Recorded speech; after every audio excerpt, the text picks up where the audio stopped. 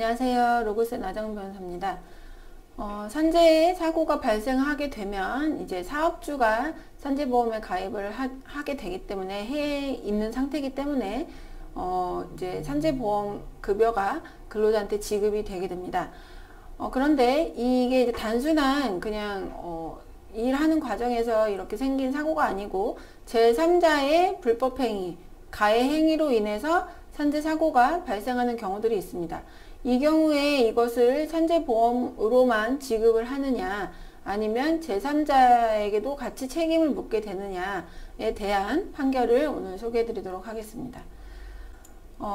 이 산재보험법에서는 뭐라고 규정을 하고 있느냐, 공단은, 근로복지공단을 말합니다. 공단은 제3자의 행위로 인한 재해로 인해서 보험급여를 지급한 경우에는 그 급여액의 한도 안에서 급여를 받은 자의 제3자에 대한 손해배상 청구권을 대의한다. 그러니까 제3자의 행위로 인해서 재해가 발생했다면 공단이 일단 그 재해를 입은 근로자에게 보험급여를 지급하게 되지만 그 급여를 지급한 한도 안에서는 급여를 받은 자, 그 재해자일 수도 있고 사실은 유족일 수도 있어요. 그 받은 자의 제3자, 가해자에 대한 손해배상 청구권을 공단이 대위한다. 대신 행사할 수 있다. 이제 그 얘기입니다.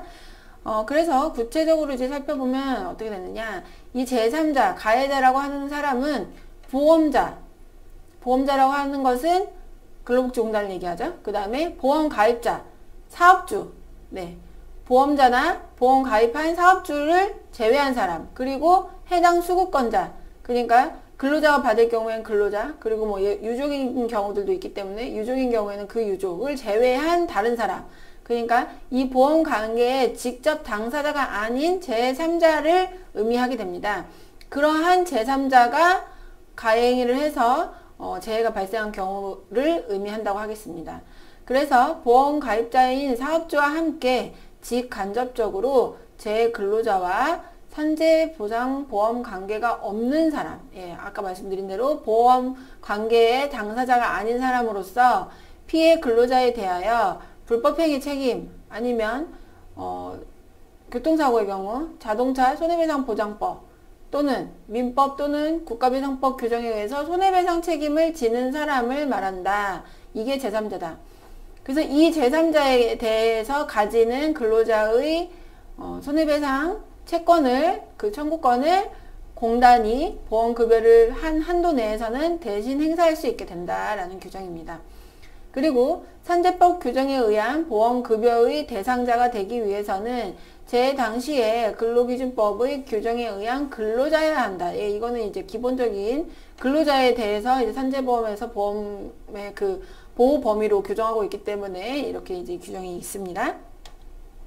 그런데 이 사건은 그러면 어떤 사건이느냐, 땡땡 크레인이라는 상호로 소의1이라는 사람이 사업자 등록을 하고 트럭 임대업을 하고 있었습니다. 자기 소유로.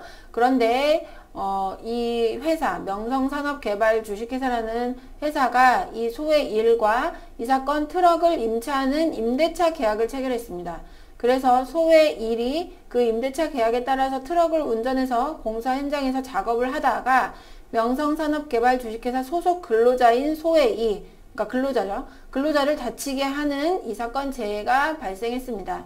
그러니까 사업주는 명성산업개발 주식회사고 근로자는 소의2, 네, 근로자가 있고 소의1은 트럭을 임대한 사람입니다.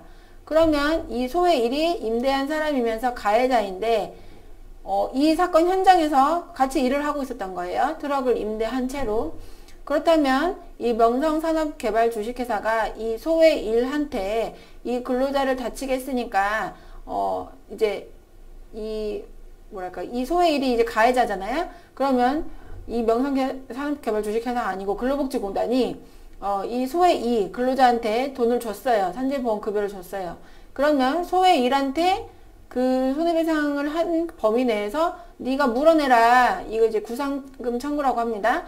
물어내라. 이런 청구가 가능하느냐. 근로자를 대신하는 그 권리가 있기 때문에, 대위권이 있기 때문에 그게 가능하느냐가 문제된 사안인데 소의1은 자기도 근로자라고 주장을 한 사안이에요. 왜냐하면 자기는 이 현장에서 나도 일했다. 그리고 나도 근로자다. 이렇게 주장을 했습니다.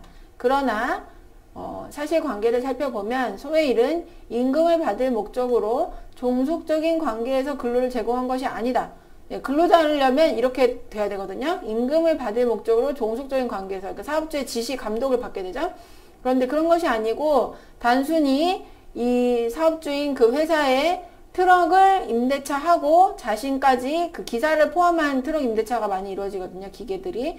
그 자신도 가서 일을 하겠지만 이것은 종속적인 관계가 아니고 트럭을 임대차한 그 임대차 관계에 따라서 일을 했을 뿐이다. 그리고 소의 2가 소의 1의 이 트럭 운행으로 인해서 재해를 입은 것이다. 그래서 소의 1은 직간접적으로 피해 근로자인 소의 2와 산재보험 관계가 없다. 예, 사업주 관계가 아니죠. 먼저. 그리고 이 피해 근로자가 소속된 회사 그 사업주한테도 이 사람은 산재보험 관계가 없어요. 왜냐면 이 사람은 근로자가 아니니까요. 그래서 제3자에 해당한다. 그래서 소의 일에 대해서는 구상을 할 수 있다. 그래서 이 사건에서는 트럭이니까 트럭은 자동차 이제 보험 계약을 체결했잖아요. 그러면 그 보험회사가 근로복지공단의 구상 청구에 응할 의무가 있게 된다라고 판시를 한 사안입니다. 설명이 약간 복잡하게 느껴지실 수 있지만 결론적으로 말씀을 드리자면 사업주가 아니고 그 다음에 근로자도 아니고 근로복지공단도 아니면 제3자다. 그래서 이 제3자가 가행위를 해서 산재가 발생했을 때에는 그 사람은 구상을 받게 된다. 누구한테? 근로자한테 보험급여를 지급한 근로복지공단으로부터 구상을 받게 된다. 네, 이런 관계에 있다는 것을 이해하시면 되겠습니다. 네, 오늘은 이제 사실 이런 내용은 사실 일반적인 관계에서는 사실 잘 와닿지 않으실 수 있는데 구상을 당하실 수가 있어요. 근로복지공단으로. 그럼 내가 왜 구상당하냐? 이제 이렇게 나오실 수 있기 때문에 그런 이제 내용이라는 것을 알아두시면 되겠습니다. 네, 오늘은 여기까지 소개해 드렸습니다. 감사합니다.